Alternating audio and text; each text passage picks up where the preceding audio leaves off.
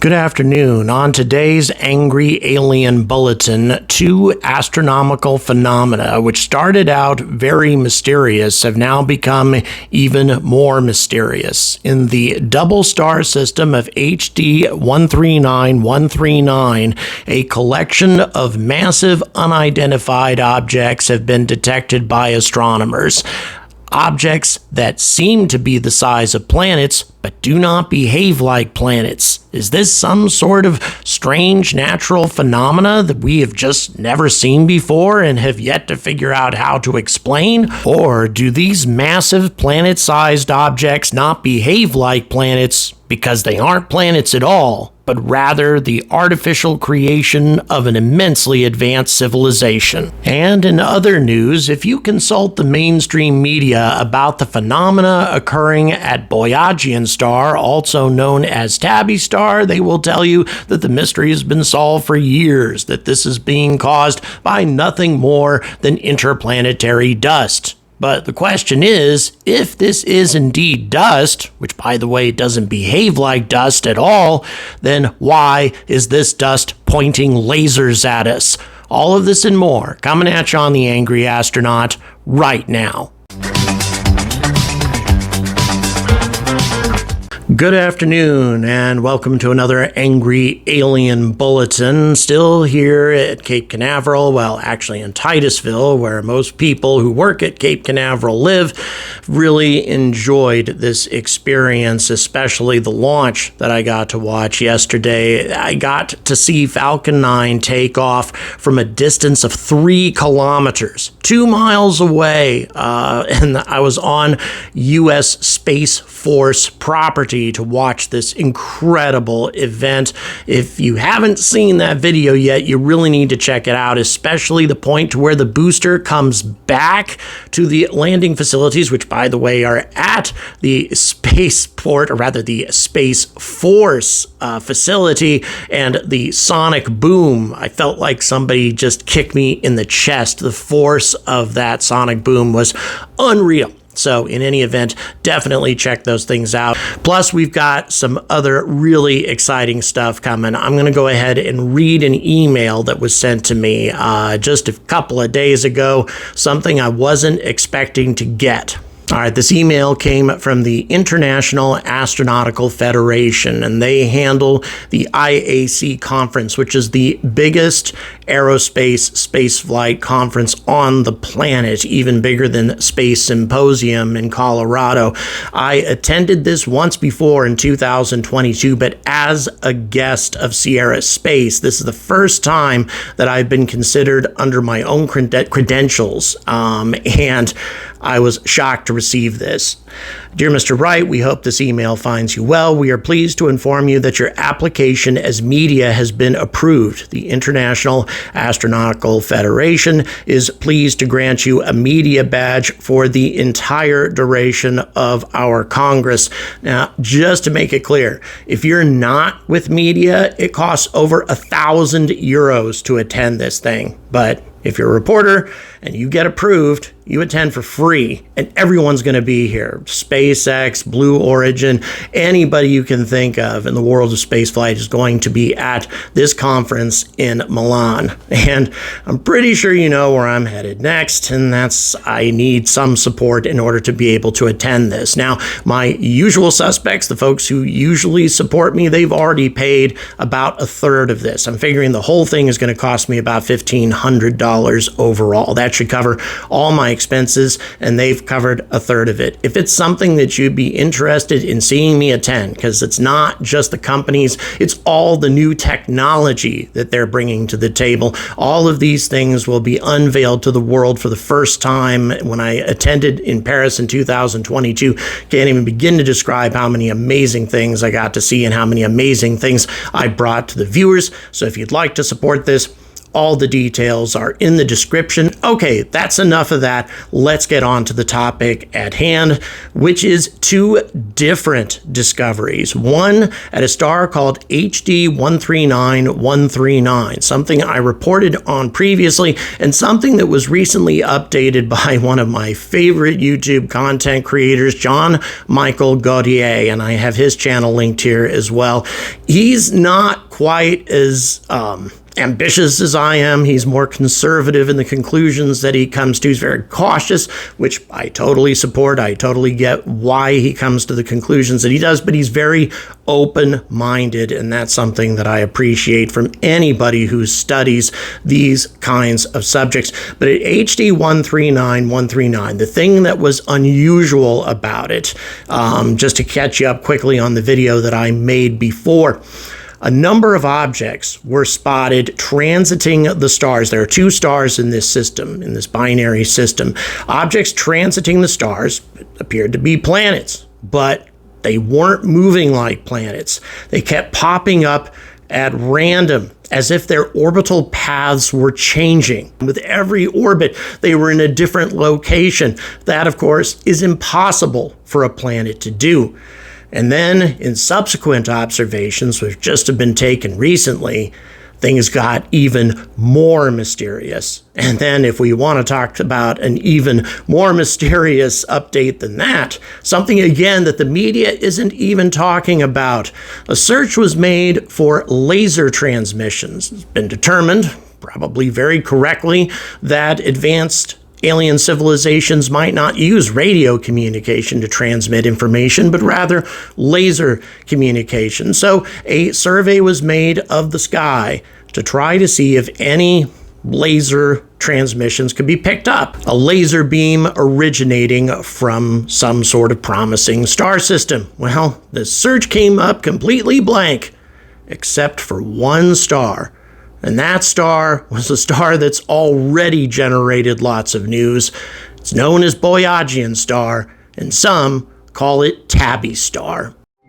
In our search for exoplanets throughout the Milky Way galaxy, we have determined that stars have planets more often than they do not have them. We have seen planets everywhere, including orbiting things like white dwarfs, the aftermath of supernova explosions, where no planet should exist anymore, and yet there they are. We have detected these planets through a number of different methods, including watching how a star's behavior might be influenced by a sizable planet orbiting it. The star will wobble a bit, assuming that the planet is large enough and has a large enough gravitational influence on the star in question. By the way, Barnard star, a very nearby star to us, behaves this way for reasons that we have yet to figure out. I have a video about this topic in my Patreon collection. But back to the topic at hand. HD 139139 is a main sequence G-class star. In other words, very much like our own. A little bit bigger, a little more luminous, but the temperature is almost identical, indicating that if the Earth were in the same orbital position that it is in our solar system, it would be capable of supporting life. Now, most of the information that we have about nearby exoplanets comes from the retired space observatory known as the Kepler Space Telescope. This telescope observed over 500,000 stars in one particular region of our galaxy, and as you can see from this animation, it discovered an enormous number of planets of all kinds of different shapes and sizes, orbiting all kinds of stars. And as I mentioned before, HD 139139 was just one of these stars, a G-class main sequence star with, we suspect, a small red dwarf star orbiting it, and this one had more planets than had ever been detected in the past. Now, a normal planet in a conventional orbit creates a light dip. A light dip that's the same size and configuration with every orbit, It's very predictable. This is what we have expected to find with almost every exoplanet that we've come across, and Kepler has definitely delivered on that. However, HD 139139 was completely different. At least 28 light dips were detected by Kepler orbiting this star. The dips lasted between 45 minutes and 7.5 hours. Now, for dips that were that short in duration, it suggests that the objects were orbiting very close to the star, and the star was under observation for an 80-day time period, meaning that we should have seen a repeat from some of these objects. If they were orbiting that close, they should have appeared over and over again in a regular orbit, and yet none of them did. And these objects were utterly colossal, by the way, all of them being a similar size to our own planet, except for one of them, which was about double the size, nearly precisely double the size, by the way. So what does this mean? Well, it means that either we have 14 objects at least in orbit around a star that are changing their orbital pattern on a regular basis, or 28 objects that just happen to pass in front of the star in very close formation and just kept going. Neither of these possibilities seemed even remotely acceptable to any astronomer, so a team exploring this particular star and this strange phenomena came to a number of other conclusions. What if this was a binary pair of stars, which it seems to be, by the way, and the influence of the other star was changing the orbital pattern of these planets? Because after all, the planets were orbiting very close to the primary star, and perhaps the influence of the second star was changing their orbits. But if that was the case, if the companion star was having that big of an impact on the orbit of these planets, it should also have an impact on the primary star, the G-class star, and yet it is not. So that didn't seem to be an acceptable idea at all. There's also an idea that we have a disintegrating planet in the system of HD 139139, and what we saw was a collection of the debris passing in front of the star. Here's the problem with that. That debris, by amazing coincidence, ended up about the same size. 28 pieces of debris, all roughly the size of the Earth, all virtually identical, except for one which was double the size of the rest. That didn't seem very likely either.